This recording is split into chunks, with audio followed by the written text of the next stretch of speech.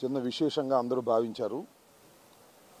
చాలామంది మీడియా మిత్రులు కూడా నేను ఒక ట్వీట్ చేసిన తర్వాత మీడియా మిత్రులు కూడా కొంత క్లారిఫికేషన్ అడుగుతూ ఉన్నారు, కొంత మాట్లాడమని కూడా అడుగుతూ ఉన్నారు. దాన్ని దృష్టిలో పెట్టుకొని ఈరోజు ఈ బయట ఇద్దామనే ఉద్దేశంతో మిమ్మల్ని అందరినీ పిలవటం జరిగింది. అదేమిటంటే ప్రశాంత్ కిషోర్ నోన్ యాజ్ పీకే గత ఎన్నికల్లో వైఎస్ఆర్ కాంగ్రెస్ పార్టీకి వ్యూహకర్తగా పనిచేసినటువంటి బీహార్కు చెందినటువంటి ప్రశాంత్ కిషోర్ ఈరోజు లోకేష్ని తెలుగుదేశం పార్టీని కలిశారని, ఆయన వ్యూహకర్తగా వారికి ఉండబోతున్నారనేటువంటి వార్త మీడియాలో వచ్చింది. ఆయన్ని రిసీవ్ చేసుకోవడానికి కూడా లోకేష్ అనే వ్యక్తి చంద్రబాబు నాయుడు గారి కుమారుడు వెళ్ళటం కూడా జరిగింది. దీన్ని చూసినప్పుడు కించిత్ ఆశ్చర్యం కలుగుతుంది. ఎందుకంటే గతాన్ని ఒకసారి మనం గుర్తు చేసుకోవాలి. ప్రశాంత్ కిషోర్ ఒక స్ట్రాటజిస్ట్, వ్యూహకర్త. దేశంలో అనేక రాజకీయ పార్టీలకు ఆయన పనిచేసినటువంటి సందర్భాలు ఉన్నాయి, పని చేస్తాడు కూడా. అతని వృత్తే అది. గతంలో వైఎస్ఆర్ కాంగ్రెస్ పార్టీకి వ్యూహకర్తగా పనిచేశారు. నేను ఇక్కడ చాలా స్పష్టంగా చెప్పదలుచుకున్నది ఏమిటి అంటే, ఆయన వ్యూహకర్తగా పనిచేసిన రోజుల్లో ఇదే లోకేష్, ఇదే చంద్రబాబు నాయుడు ఆయన గురించి ఏమి కామెంట్ చేశారు, ఏమి మాట్లాడారు అనేది ఈ సందర్భంలో గుర్తు చేసుకోవాల్సినటువంటి అవసరం ఉన్నదని నేను భావిస్తా ఉన్నా. తెలుగు ప్రజలు కూడా దాన్ని గుర్తుపెట్టుకోవాలని ఈ సందర్భంగా చెప్పదలుచుకున్నా. ఆయన పీకే కాదు, బీడీ అన్నాడు చంద్రబాబు నాయుడు గారు. బీడీ అంటే బీహార్ డెకాయిట్. ఎక్కడి నుంచో బీహార్ డెకాయిట్ వచ్చాడు ప్రశాంత్ కుమార్. ఆయన తోకలు కత్తిరిస్తాం, ఆయన ఏమన్నా చేస్తాడా, ఏం చేయగలడు అని ఆయన మీద ఇష్టం వచ్చినట్టుగా మాట్లాడారు. అంతేకాదు,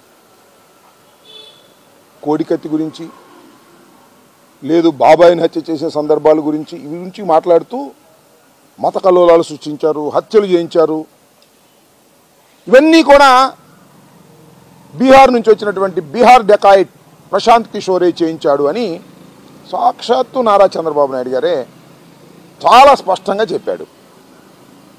ఈ లోకేష్ కూడా అప్పుడు మంత్రిగా ఉన్నాడు. ఆయన కూడా ఏం చెప్పాడంటే, ఈ ప్రశాంత్ కిషోర్ అనే వ్యక్తి వైఎస్ఆర్ కాంగ్రెస్ పార్టీకి నమ్మకం లేక వారిని తెచ్చుకున్నారు అనేటువంటి కామెంట్స్ చేశారు. అవన్నీ ఇప్పుడు గుర్తు చేసుకోవాల్సినటువంటి అవసరం ఉందని నేను చెప్పదలుచుకున్నాను. ఎందుకంటే ఎంతగా చంద్రబాబు నాయుడు గారు, లోకేష్ గారు దిగజారిపోతారో గుర్తుపెట్టుకోండి. అవసరమైతే ఎలా కాళ్ళు పట్టుకుంటారో గుర్తుపెట్టుకోండి. ఒకప్పుడు బీహార్ డెకాయిట్ అని తిట్టినటువంటి ప్రశాంత్ కిషోరే ఇవాళ మాకు వ్యూహకర్తగా కావాలని ఢిల్లీ వెళ్ళి బతిమలాడి తెచ్చుకున్నారు. అంటే వారికి ఆ కాన్ఫిడెన్స్ లేదని కూడా ఈ సందర్భంగా నేను మనవి చేస్తున్నా. ప్రజలకు కూడా అర్థమై ఉంటుందని నేను మనవి చేస్తున్నా. అందువల్ల నేను చాలా స్పష్టంగా చెప్పదలుచుకుంది ఏంటంటే, ఆ పీకే అయినా ఈ పీకే అయినా తెలుగుదేశాన్ని బ్రతికించే పరిస్థితి లేదని చాలా స్పష్టంగా చెప్పదలుచుకున్నా. అంతేకాదు, నేను ట్వీట్ చేసిన విషయం కూడా మీ అందరూ చూసే ఉంటారు, మళ్ళా చెప్తున్నా. మెటీరియల్ మంచిది కాకపోతే మేస్త్రి ఏం చేస్తాడు, ఏమైనా చేయగలుగుతాడా? మెటీరియల్ బాగుండాలి కదా దేనికైనా.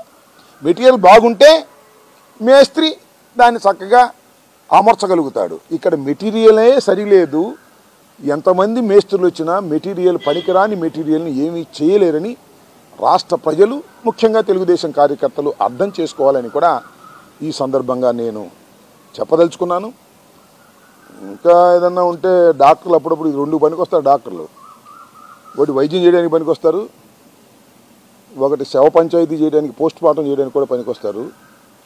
ఇప్పుడు ప్రశాంత్ కిషోర్ చనిపోయినటువంటి తెలుగుదేశానికి పోస్ట్ మార్టం చేయడానికి మాత్రమే పనికొస్తాడు తప్ప ప్రాణం పోయడానికి పనికిరాడనే వాస్తవాన్ని ఇవాళ కాకపోతే వచ్చి పరిశీలించిన తర్వాత అయినా మీకు అర్థమవుతుందని ఈ సందర్భంగా నేను చెప్పదలుచుకున్నాను. ఎంతమంది ప్రశాంత్ కిషోర్లైనా, ఎంతమంది పవన్ కళ్యాణ్ అయినా కట్టగట్టుకొని వచ్చినా, ఎన్ని వ్యూహాలు చేసినా, ఎన్ని వ్యూహాలు రచించినా తెలుగుదేశం పార్టీని బతికించటం సాధ్యపడే అంశం కాదు. జగన్మోహన్ రెడ్డిని ఓడించటం అంతకంటే సాధ్యం కానటువంటి పని అని అర్థం చేసుకోవాల్సిందిగా ఈ సందర్భంగా చెప్పదలుచుకున్నాను. అంటే రాబిన్ సింగ్ పని అయిపోయిందనమాట. ఆ వ్యూహకర్త పని అయిపోయింది, కొత్త వ్యూహకర్త రావాల్సి వచ్చింది. అంటే ఇంతకు ముందు పనిచేస్తున్న వ్యూహకర్త వల్ల పార్టీ పైకి రాలేదు, ఇంకా దిగజారిపోయింది, అందువల్ల మరొక వ్యూహకర్తను తీసుకొచ్చారు అనేగా అర్థం. అంతేకాదు, చంద్రబాబు నాయుడు గారిని అరెస్ట్ చేసి 53 రోజులు జ్యుడిషియల్ రిమాండ్లో పెడితే ఏం చేశాడు పవన్ కళ్యాణ్? కొన్నాళ్ళు కనపడ లోకేష్ కొన్నాళ్ళు కనపడలా. ఎక్కడికి వెళ్ళాడు? వెళ్ళి పీకే కాళ్ళు పట్టుకున్నారని చెప్పారు. పీకే నేను రాను బాబు, అది చచ్చిపోయిన పార్టీ, నేను బతికిందని చెప్పినా మళ్ళీ ఏదో బతికినాడు స్పెషల్ బయటలో తీసుకొచ్చారని వింటున్నాం. చివరికి ఏం జరిగిద్దో చూద్దాం అంతే తప్ప వ్యూహకర్తలు మారినంత మాత్రాన మెటీరియల్ బాగోకపోతే అవి పైకి వస్తాయని అనుకోవటం అనేది చరిత్ర తెలియని వాళ్ళు చేసేటటువంటి పని అని ఈ సందర్భంగా నేను చెప్పదలుచుకున్నాను.